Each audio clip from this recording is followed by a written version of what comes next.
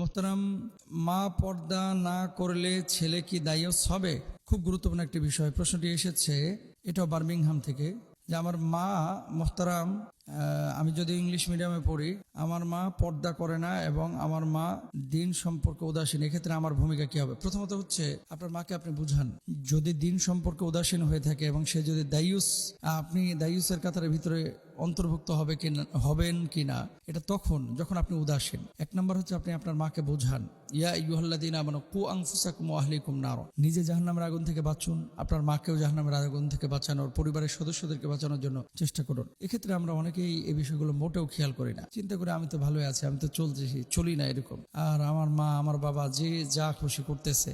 না, সন্তান হিসাবে নারী পুরুষের মিশ্রিত পরিবেশে কাজ করতে গেলে পর্দাহীনতা, পারস্পরিক সহাবস্থান, অন্তরে আকর্ষণ, ফিতনার আশঙ্কা প্রবল থাকে অনেকেরই। তাহলে আরব বিশ্বের সর্বোচ্চ ফতোয়া কমিটির ফতোয়া এক্ষেত্রে যেটা তারা দিয়েছেন, যে নারী পুরুষের সহাবস্থান ঘটলে দিন ও দুনিয়ার ক্ষেত্রে বড় বড় ফিতনা, ফাসাদ, পাপাচার সংঘটিত হবে। সুতরাং নারীর জন্য জায়েজ নয় নারী পুরুষের মিশ্রিত পরিবেশে শিক্ষকতা কিংবা চাকরি করা, যেখানে সে জেনাহে লিপ্ত হয়ে যেতে পারে অথবা অবৈধ পরক্রিয়ায় সে জড়িয়ে যেতে পারে। এখন মা যদি এমনটা হয় যে সে আপনার পর্দাহীন চলছে, সে যদি পরক্রিয়ায় জড়িয়ে পড়ছে, সে আপনার ব্যভিচারে জড়িয়ে পড়ছে, এরকম যদি হয়ে থাকে, সন্তান হিসেবে আপনি অবশ্যই প্রতিহত করবেন। এখন আপনি কি আপনার মাকে মারবেন না, কৌশলী অবলম্বন করেন, আপনি দরজা লাগাই দেন। আর যদি এমনটা হয় যে আপনার রাষ্ট্রীয় যে দেশে আপনি আছেন সেই দেশের আইনে আপনি আপনার মাকে বাধা দিতে পারেন না, সে তার বয়ফ্রেন্ড নিয়ে থাকতে পারে, এরকম হয় কিন্তু এইসব দেশে বহুত ঘটনা ভাই। এরকম যদি হয়ে থাকে তাহলে সেক্ষেত্রে আপনি সেই স্থান চেঞ্জ করেন এবং মার ক্ষেত্রে